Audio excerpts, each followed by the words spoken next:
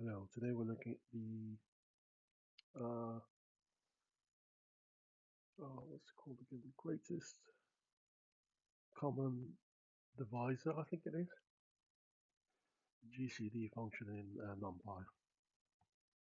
We start by importing Numpy and giving it the alias of NP, and then I'm going to create our array.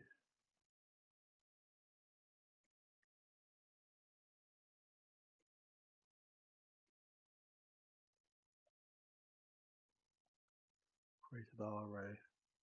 I'm going to create a function to hold this GCD function. Define GCD greatest common divisor, I think it is. Let's call it fx for function.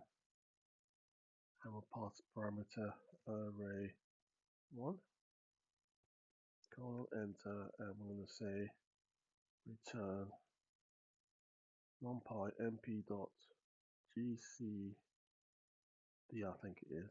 GCD. How do I see this? np dot gcd. It might be reduce as well.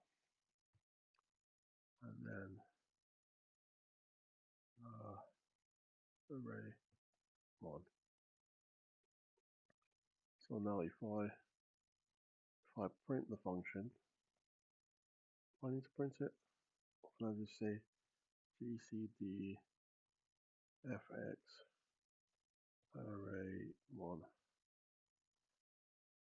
See what that does.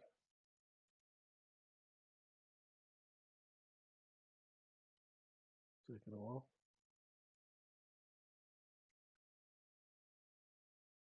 Oh yeah, okay.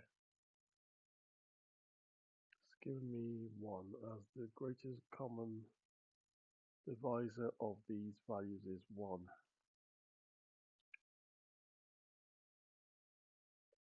Is that correct? Can I pass through the array without reduce? I'm just going to check. Probably not. No, yeah, I have to use reduce.